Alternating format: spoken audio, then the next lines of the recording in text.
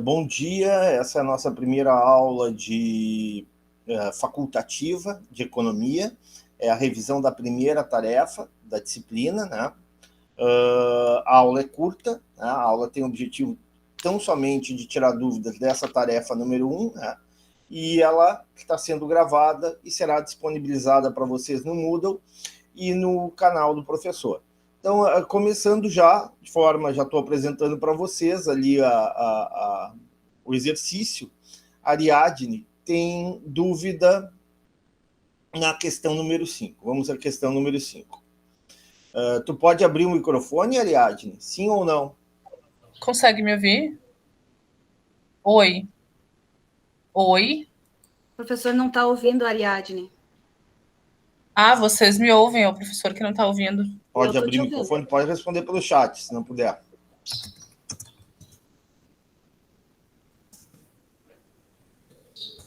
Não estou te ouvindo, desculpe. Tá, calma aí, de novo. Vou de novo.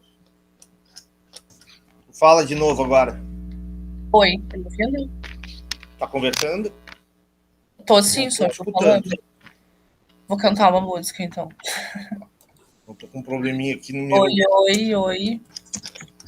Tá, fala de novo agora, vê se eu escuto. Oi, tá me ouvindo, professor? Tá falando? Sim. Tô falando. Alô? Sim ou não? Tá falando? Alô? Tá, então é o meu problema. Vou desconectar e conectar novamente. Tá bom, até mais.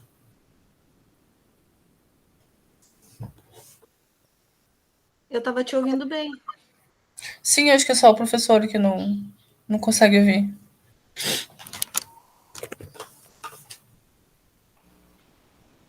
Alô? Oi. Ouve, senhor? Fala novamente, vê se eu escuto agora. Tô falando, tá me ouvindo? Oi. Também não estamos conversando, né? Vocês estão falando e eu não estou escutando vocês. É isso? Isso. Você tá falando, tá? Eu vou fazer o seguinte, eu vou sair, tá, na sala e vou entrar novamente. Vocês podem ficar na sala, ok? Tá bom. Tá bom, senhor. Tá, então vamos lá. Vou sair, depois eu volto para a sala. Vamos ver se daí...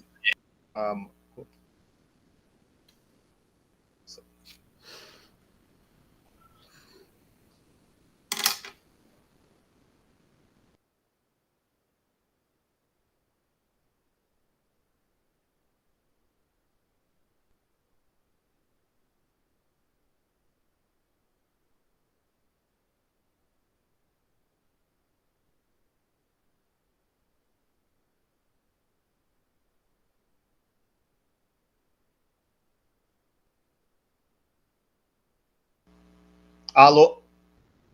Oi, professor. Oi, agora? Tá. Tudo bem, faz parte. Então tá, vamos lá, eu vou compartilhar. São problemas da tecnologia. Eu vou compartilhar com vocês. A Ariadne perguntou a questão número 5, né? Isso. Vou compartilhar novamente com vocês. Ok, compartilhando. Tu pode ler a questão número 5, Ariadne, para nós? Sobre o modo de produção capitalista e a política estatal, identifique suas características. Oi? Oi, me ouve? Agora sim, pode falar de novo. Lê a questão número 5. Sobre o modo de produção capitalista e a política estatal, identifique suas características. Letra A, liberdade de comércio e ações afirmativas para grupos sociais menos favorecidos. Letra B, sociedade de classe, sistemas de garantias trabalhistas para mão de obra sindicalizada. Letra C, economia de mercado, programas de apoio aos setores econômicos pouco competitivos. E a letra D, trabalho assalariado, campanhas de estímulos à responsabilidade social do empresariado. Tá, o que tu respondeste? Eu fiquei em dúvida entre a A e a C. A A eu consegui meio que materializar ela na minha cabeça, sabe? Mas a C, economia de mercado, para mim é o que se parece mais com o modo de produção capitalista. Mas perfeito, eu fiquei entre essas duas. A alternativa correta é a C, tá? É a C. C de Canadá, tá? Tu A questão ali na A é o seguinte: ações afirmativas para grupos sociais menos favorecidos. Eu pensei no auxílio emergencial, no Bolsa Família, no Vai Escola. Eu pensei nesses projetos em ações afirmativas. Eu diria assim, ó, é uma questão que tu poderia tranquilamente marcar A e C. Mas, assim, ó, ações afirmativas, né, não são exatamente uma política estatal global. Né? Tem alguns países, como o Brasil, e tu mesmo mencionaste, né, que, dependendo do governo, tu tem mais ou menos ações afirmativas, né? Mas, assim, ó, se a gente pensar efetivamente, né, o que é a política estatal? Né? Para que o Estado está presente em uma economia capitalista? Principalmente para dar apoio, gerar desenvolvimento, gerar crescimento em setores pouco competitivos. Está dando eco aí.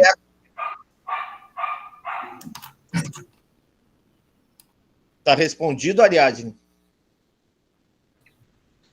Tá, sim, professor. E o que seriam esses programas de apoio aos setores econômicos pouco competitivos?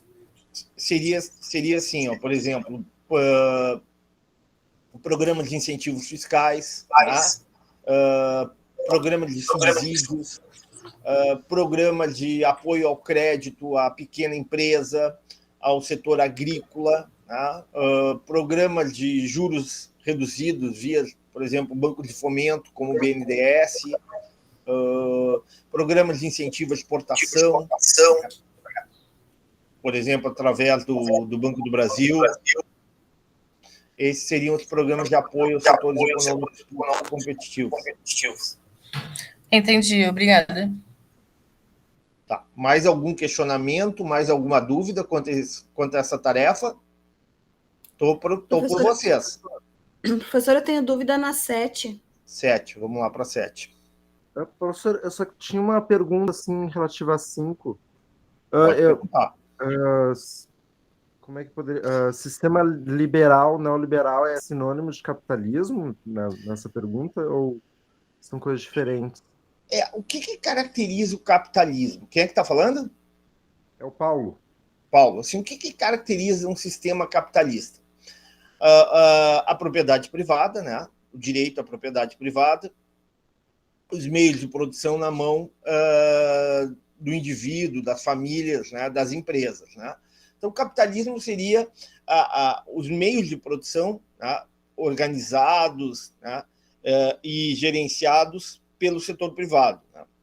A liberdade de comércio, a liberdade de negócios, né? A não intervenção do setor público, né? O chamado liberalismo econômico, digamos assim, é o capitalismo raiz, né? É o capitalismo na sua essência. Né? A ideia de que o Estado não deve ter nenhuma ou pouquíssima participação, intervenção na produção de bens e serviços. Né? Então, o liberalismo econômico é aquela vertente, aquela linha do pensamento econômico que defende um capitalismo onde o Estado não se faz necessário, ou se faz necessário de forma muito pequena. Né? O que aconteceu com o passar do tempo, com a observação, né, dos economistas, dos administradores públicos? Né? Se observou que o capitalismo apresenta falhas, né? O capitalismo apresenta uma dinâmica que gera desigualdade econômica, desigualdade social, que gera distorções na competitividade entre empresas. Né? E aí surgiu uma série de políticas de estímulo ao desenvolvimento econômico, ao desenvolvimento de setores da economia, e essas políticas começaram a ser gerenciadas e executadas pelo setor público.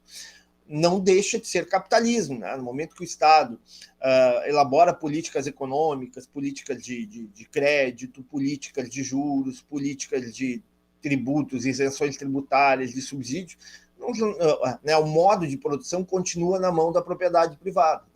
Então, o liberalismo econômico, né, em sua essência, é uma é a ideia de que além do setor privado, os agentes privados possuírem, né, os meios de produção, né, essa intervenção no processo produtivo, no processo de oferta desses bens e serviços, oferta e demanda desses bens e serviços, deve ser mínima pelo Estado. Está respondido? Respondido. Obrigado, professor. Tá. Quem é que perguntou da 7? Foi eu, Jaqueline. Vamos lá. Questão número 7. Lê para nós, Jaqueline. É que aqui na 7, professor, tem duas perguntas dentro de uma, ou eu não entendi? Lá. Lê para nós, lê para nós. A minha São dúvida é lá duas. embaixo. São duas, né? Lá embaixo diz assim, ó, um determinado país envia renda de valor... Tá, isso está certo, aqui está errado. Tá perfeito, tem duas ainda. Vamos na primeira parte, entendeu ou não? A minha dúvida é na segunda parte. Vamos lá.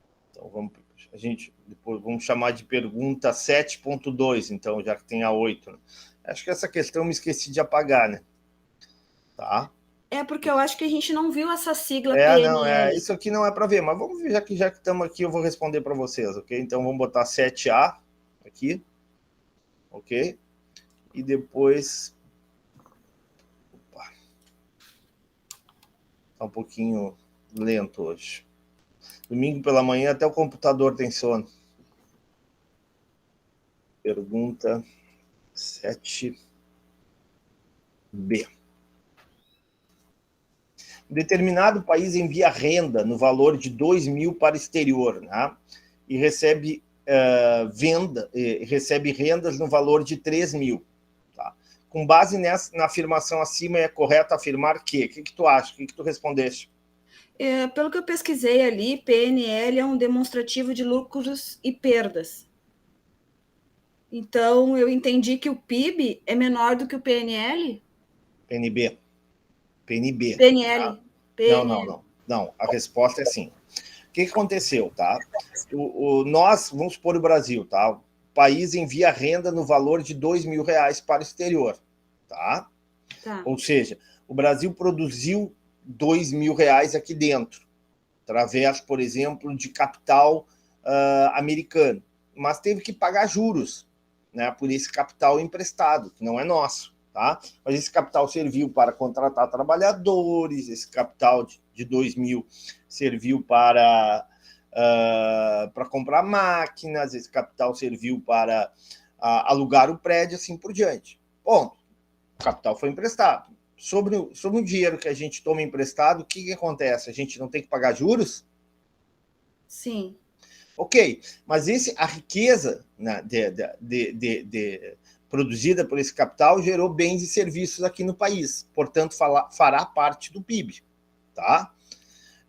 Brasileiro, mas também fará parte do PNB americano. Por quê?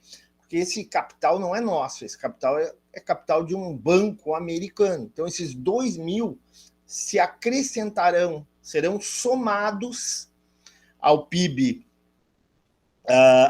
ao PIB brasileiro e ao PNB americano. Tá? Em contrapartida, o que aconteceu? A mesma coisa aconteceu, mas de forma contrária, ou seja, e recebe rendas no valor de 3 mil. Né? Alguma empresa, algum trabalhador brasileiro trabalhou no exterior, né? E, por exemplo, trabalhou no México, tá? Uma empresa brasileira, e gerou rendas no valor de 3 mil, remessa de lucros, por exemplo. Esse lucro, esses 3 mil, fará parte do PIB mexicano, mas também fará parte do PNB brasileiro, porque essa empresa é uma empresa brasileira. Moral da história, eu te pergunto, entrou mais dinheiro no Brasil ou saiu mais dinheiro no Brasil? Entrou. Então, o PNB é maior que o PIB no Brasil. Então, a resposta é B, né? Alternativa B de Brasil. Tá? Ou seja, o que aconteceu? O PIB do Brasil acrescentou 2 mil. O PNB do Brasil acrescentou 3 mil. Logo, por consequência, o PNB é maior do que o PIB. Não sei se ficou claro isso.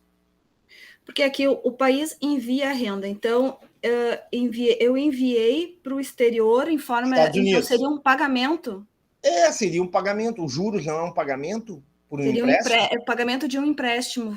Pode ser um empréstimo, pode ser, por exemplo, um pagamento de um aluguel, pode ser vamos supor que um funcionário de uma empresa alemã esteja trabalhando no Brasil para uma empresa brasileira, para a Gerdau, por exemplo, para a RBS, para a Globo, tá? Um artista, tá? Numa novela, um artista português está trabalhando numa novela da Globo e ele recebe $2.000, ali é dólares, tá? Recebe, porque a moeda, né? A moeda universal é o dólar, ok? Então ele recebe $2.000. Ele é português, ele tem um CPF português. A novela é brasileira, mas ele tem um CPF português.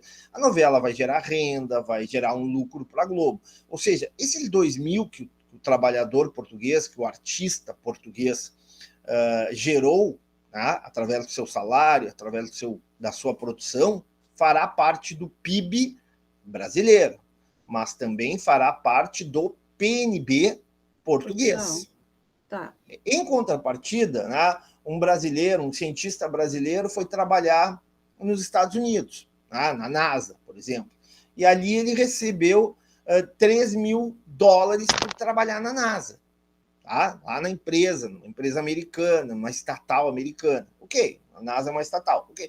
Então, o que aconteceu? Ele gerou uma renda, né, fruto do seu trabalho. Esses 3.000 fará parte do PIB americano, mas também fará parte do PNB brasileiro. Ficou mais claro ou não? Sim. Moral da história. Como a renda que entra é maior do que a renda que sai, o que acontece? O PNB brasileiro vai ser maior do que o PIB brasileiro em $1.000. Entendi. Ficou claro mesmo? Tá. Ótimo. Mais algum questionamento, alguma dúvida, pessoal? Estou à disposição de vocês.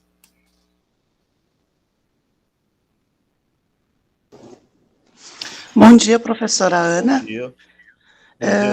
Sobre a explicação da pergunta 8, eu posso ler para o senhor a minha resposta para ver se está correto? Pode, claro, deve. O objetivo é esse. Então tá. A pergunta: explique o que são fatores de produção e como são remunerados esses fatores em uma economia capitalista. Bom, eu respondi da seguinte forma. Os fatores de produção são os elementos usados para a produção de bens e serviços com o objetivo de gerar lucro. Desde o economista francês Jean-Baptiste Say, os fatores de produção são tradicionalmente divididos em terra, homem e capital. A terra representa as florestas, minas, terras cultiváveis. O homem simboliza o trabalho, seja física, mental ou intelectual, né, esse trabalho. O capital retrata máquinas, equipamentos, instalações, matérias-primas. São os insumos usados na produção de bens e serviços. E aí, sobre a remuneração, eu me lembro que o senhor comentou na aula, então, aqui é que vem a minha dúvida, tá? Mas eu escrevi assim: a remuneração dos fatores de produção se dá da seguinte forma: empresários, a remuneração é o lucro; trabalhadores, a remuneração são os salários, ou seja, massa salarial; proprietários de terras e máquinas, a remuneração seria a renda e aluguéis. E aí eu acrescentei, porque eu não achei ali na definição do Jean-Baptiste, bancos, mas eu me lembro que o senhor comentou na aula que para os bancos seriam os juros. Perfeito. É isso? Perfeito, é isso? Está correto? Primeiro, parabéns porque tu fizeste uma pesquisa, né? Ou seja, Sim. tu pegaste a origem dessa pergunta, né? E realmente, primeiramente, né? Ele é um economista. O CE é porque ele é francês, tá? Se fosse inglês, Jean-Baptiste Say. Ok. Tá? Em inglês seria SEI, né? Isso. Mas tudo bem, isso aí é irrelevante aqui nessa questão. Então, o que eu estou mostrando aqui para vocês? Aqui, vou compartilhando aqui a resposta. E basicamente o que eu falei em aula, né? os livros de economia mais modernos, já estão enxergando ali, atualizam os fatores de produção e a remuneração dos fatores. Está enxergando, Adriana? Sim, dá para ver. Perfeito. Então, o que eu tenho ali? Ó? Como você falou, capital, a remuneração do capital qual é? Né? Capital financeiro, os juros. Qual é a remuneração do trabalhador? O que nós ganhamos quando vendemos a nossa força de trabalho, né? Quando nós ofertamos a nossa força de trabalho ao mercado? Salários, né? Recursos naturais e físicos, né? Quando a gente vende a terra, quando a gente aluga a terra, eu sou um proprietário de terra e tem alguém interessado em plantar soja ou milho, né? Eu arrendo, né? Arrendamento, né? A palavra correta. Né? Esse arrendamento gera que tipo de remuneração? Aluguéis, né? Bom, mas não adianta ter capital, não adianta ter trabalho, não adianta ter recursos naturais, se eu não organizo todos esses fatores de produção, tá?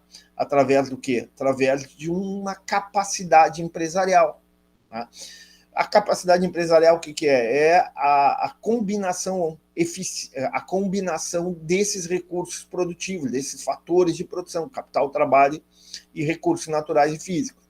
No momento que o empresário consegue combinar eficientemente, ou seja, porque ele pode combinar de forma não eficiente e ter prejuízo, mas se ele combinar de forma eficientemente, né, ele gera lucros. Né? Então, aí tu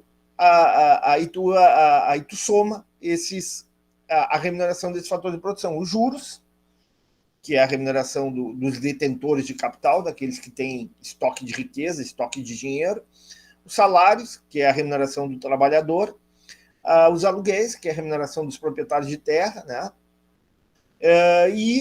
Residualmente, se ele for eficiente o empresário, ele vai obter lucros. Né? E aí entra o conceito também daquilo que o professor falou em aula, do conceito de renda nacional. Respondido? Sim, professor. Então, só para reforçar, bancos entra, então, como uma atualização, é isso? Não, o banco está aqui, o primeiro. Os bancos isso. É o capital financeiro. Quem é que detém o capital financeiro? Os bancos. E quando eles emprestam para nós, o que eles cobram? Juros. É isso aí. Tá ok. Obrigada, professor. Não, imagina. Professor, mais alguma... Oi? Professor, eu fiz uma resposta bem mais simples, mas eu acho que, de repente, é meio que tudo que ela disse. Eu escrevi assim, ó, são bens necessários para a realização de um produto final dos mais variados tipos. Por exemplo, borracha, corante, plástico, Perfeito. Combinando capital e trabalho. As empresas produzem e vendem visando lucros no jogo da oferta e procura, remunerando a empresa em lucros e os trabalhadores em salários. Perfeito, é isso aí. Só que, por exemplo, para produzir um bem agrícola, além do capital trabalho, tu tem que ter recursos naturais, tem que ter terra, né? E mais do que isso, não adianta ter capital, ter trabalho e ter recursos naturais se tu não tem capacidade empresarial. Ontem eu estava vendo um filme no Netflix, ontem à noite, né? Acho que todo mundo já ouviu falar do Jobs, né? Steve Jobs, né? E o cara era pode até ter críticos, não, mas o filme mostrava claramente o seguinte: ele tinha uma capacidade empresarial fora da curva, né? O cara era extremamente competente naquilo que ele fazia como administrador, como gerenciador lá da empresa, a Apple, né? Um visionário, né? Ele percebia onde o mercado ia, onde o mercado, né, estava demandando bens e serviços, e que tipo de bens e serviços. Né? E ele, claro, daqui do jeito dele, ele era meio, né, ríspido, ele era meio, digamos assim, até grosseiro com seus subordinados, né? Mas ele tinha uma capacidade empresarial acima da média. Então, ele conseguiu combinar capital, trabalho, no caso aí não tem recursos naturais, né? Porque é uma empresa, não é uma empresa agrícola, né? É uma empresa de tecnologia, mas ele conseguiu reunir capital, porque tinha ali os empresários que emprestavam dinheiro para os novos produtos da Apple, Macintosh, qual é outro lá, Elisa, né, os sistemas lá que eles produziam, os computadores que eles produziam, e ele sabia combinar isso, capital e trabalho, com essa capacidade empresarial para gerar lucros para a empresa, né, e para produzir bens e serviços, né, no caso, computadores, bens, né, para a sociedade. Entendido? Entendido. Próxima pergunta, mais algum questionamento? Da minha parte era isso, professor. Fico à disposição, senão a gente encerra a aula. Só uma questão com a relação a 10, professor. 10, eu vou parar a apresentação aqui, vou abrir de novo do jogo. Explique as principais diferenças entre o pensamento liberal, marxista e keynesiano. Isso. Tá errado, é o, não é a. É o, né? Na realidade, a minha dúvida é o seguinte, eu pesquisei muito sobre isso e eu tenho muito assunto. O senhor quer uma coisa assim mais sucinta na resposta ou eu posso escrever o meu livro aqui? Se tu te sente bem respondendo uma questão longa, para mim não tem problema. Entendeu? Não tem problema. O importante é que vocês entendam. Tá? Tá. Digamos assim, em síntese, né, seria assim, o liberal seria a ideia de Estado mínimo, de Estado com a menor intervenção, a menor participação no mercado. Né? Okay. O direito de propriedade bem estabelecido, né? Os agentes privados têm o direito de propriedade, né? E o mercado, né, seria capaz de resolver quase todos os problemas da economia, né? Os próprios mecanismos do mercado são suficientes para gerar crescimento e desenvolvimento econômico, na visão de um liberal. Na visão de um marxista, é o outro extremo, né? De que o mercado não funciona, de que o mercado, a relação conflito capital-trabalho existe, que o mercado faz com que o mais poderoso explore o menos poderoso, ou seja, o capital ele explora o trabalhador, aí entra toda uma linguagem marxista, da mais-valia, assim por diante. O proletariado contra a burguesia, é isso? Assim, é que, na verdade, a teoria marxista ela não é só uma teoria econômica, ela é uma teoria social, né? No momento que ele diz que os burgueses exploram os trabalhadores, proletários, né? Ele não está falando de economia, ele está falando de consequências sociais, mas fruto do quê? Fruto da dinâmica capitalista, fruto do mecanismo de funcionamento capitalista. Né? Então, quando Marx escreveu, Marx estudou o capitalismo para chegar a essa conclusão. E, por fim, o keynesianismo é digamos assim, é um meio termo. Claro que ele é muito mais próximo do liberal do que do marxismo, porque o Keynes nunca pensou em terminar com o sistema capitalista. O que Keynes observou que em determinados momentos do ciclo econômico, né, tem ciclos expansivos, ciclos recessivos, tem períodos onde a economia cresce, tem períodos onde a economia capitalista, né, tem problemas e o mercado apresenta algumas dificuldades, né? Quem olha nessas situações, nesse contexto, né, o papel do Estado se torna relevante, ou seja, o Estado ele pode ajudar a diminuir esse ciclo recessivo, a diminuir esses problemas causados ou que não podem ser resolvidos rapidamente pelo mercado. Então, aí entra o papel do Estado, o papel do setor público, na geração de emprego, na geração de renda, no investimento público, no gasto público. É a visão de Keynes. Não que Keynes fosse marxista, fosse comunista ou socialista. Não, Keynes tinha uma ideia de que o mercado ele apresenta problemas, ele nem sempre vai ser a solução de tudo. Particularmente, se vocês me perguntarem se eu sou um liberal, marxista ou keynesiano, eu me aproximo mais do último aí. Tá? Com interferência do Estado, né? Naquilo que é necessário e no momento que é necessário. Né? E para quem é necessário. Né? Não é uma intervenção por si só. Não tem sentido o Estado produzir, sei lá, bala de banana. Né? É um absurdo isso. Sim, entrar no momento que for necessário, né, professor? Exatamente. Ou seja, o Estado ter força, ter capacidade para auxiliar o sistema capitalista, auxiliar o mercado. Ou seja, o Estado ele tem que ser pró-mercado, ele não tem que ser contra o mercado. Tá? Sim, com certeza. Mas todos ganham, né? O mercado ele tem que ajudar todos, tem que pensar, né, nas empresas, nos negócios e, por consequência, e também, né, na relação capital-trabalho e no que isso redunda em benefícios sociais. Okay. Professor, nessa 10 aí, pelo que eu pesquisei ali de cada um, a palavra que eu vi em todas e com diferentes sentidos foi o Estado. Né? No liberalismo eu coloquei assim, entre outras coisas, né? Sintetizando, eu coloquei o Estado não deve interferir. No marxista, o que eu li, entre outras coisas que eu escrevi também, é o Estado deve administrar os bens e as riquezas. As empresas ficam na mão do Estado. Isso, e no keynesiano o Estado deve interferir quando for necessário. Então, essas são as três diferenças. Isso aí. O quando for necessário é quando o capitalismo apresenta crise. É quando o mercado se mostra incapaz, insuficiente de atender às necessidades. Isso, para evitar uma retração econômica e desemprego. Exatamente. Foi o que aconteceu na Grande Depressão. Tinha um monte de gente desempregada, as empresas quebradas, economia falida. Estou falando dos Estados Unidos, mas o Brasil também teve consequências, a Europa também teve. Boa parte da ascensão do Hitler, né? Do surgimento do nazismo na Alemanha e do fascismo na Itália, né?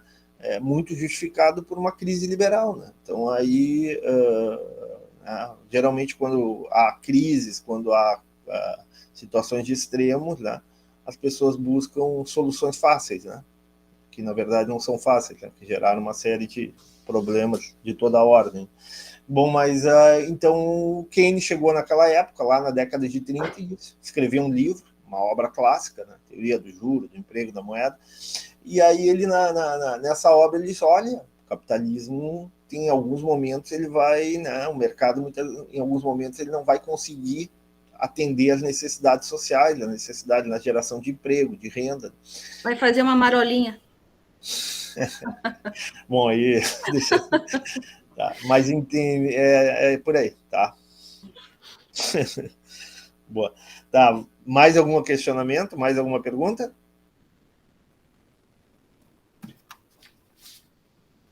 Para mim já está ok. Então tá. Se não tiver mais nenhuma pergunta, a gente encerra a aula.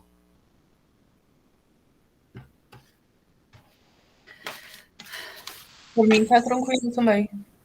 Então tá. Obrigado aí pela pouca assistência, mas qualificada assistência de vocês, né? É isso aí, a ideia é essa, a ideia não é ficar domingo inteiro falando de economia, longe disso, né? A ideia é ajudar vocês na solução dos exercícios. Então, no máximo, aí meia hora, 40 minutos de aula, né? Gravada e disponibilizada para vocês, e é para tirar dúvida, né? Esse é o objetivo. Semana que vem vai ser a mesma coisa, vai ser a revisão da tarefa 2, né, que já está à disposição de vocês, né, já está disponibilizada no Moodle para vocês. Essa é uma tarefa mais pesada, né? E, novamente, o professor vai colocar um horário no final de semana, ou segunda-feira, no final da noite, para conversarmos rapidamente sobre a tarefa número 2. Então, tá um ótimo resto aí de final de semana, um ótimo domingo aí, e até a próxima aula. Isso aí. Obrigada, professor, pela disponibilidade. Obrigada, bom domingo para todos. Obrigada, bom final de semana.